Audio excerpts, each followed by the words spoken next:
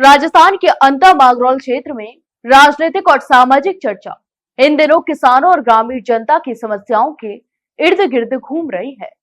इस क्षेत्र के लोग लगातार यह सवाल उठा रहे हैं कि असली नेता कौन है, जो न केवल सत्ता की कुर्सी पर बैठे बल्कि सीधे जनता के बीच आए, उनके दर्द और समस्याओं को समझे और उनके लिए संघर्ष करे। इस क्रम में नरेश मीणा का नाम सबसे अधिक सामने आ रहा है। आपको बता दें कि नरेश मीणा बचपन से ही खेती और ग्रामीण जीवन से जुड़े हुए हैं। उन्होंने अपने जीवन की शुरुआती वर्षों में खेतों में काम किया, सिंचाई के लिए अन्न बोया और फसल भी काटी।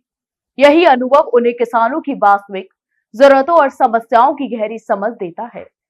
यहाँ तक कि उन्होंने कृषि जीवन में आने वाली कठिनाइयों जैसे पानी की कमी, समय पर बीज और खाद की उपलब्धता, फसल के उत्पादन और विपणन की चुनौतियों और प्राकृतिक आपदाओं के प्रभाव को न केवल देखा बल्कि अनुभव भी किया।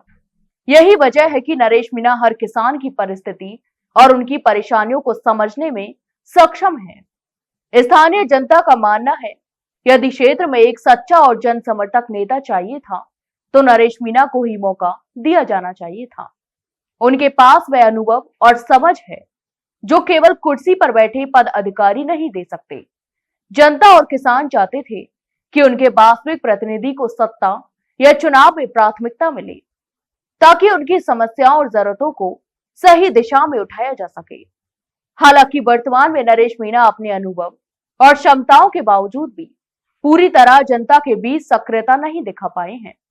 लोग महसूस कर रहे हैं कि भले ही वे किसान की समस्याओं और गांव की जरूरतों को अच्छी तरह समझते हैं, लेकिन उनके मैदान में मौजूदगी और सीधे संवाद की कमी अभी भी स्पष्ट है।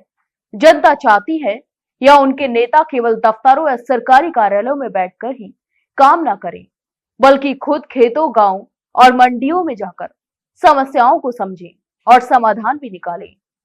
अंता और मागरोल के लोग यह भी कहते हैं, केवल पद या सत्ता का लालच रखने वाले नेता उनके हित की रक्षा नहीं कर सकते।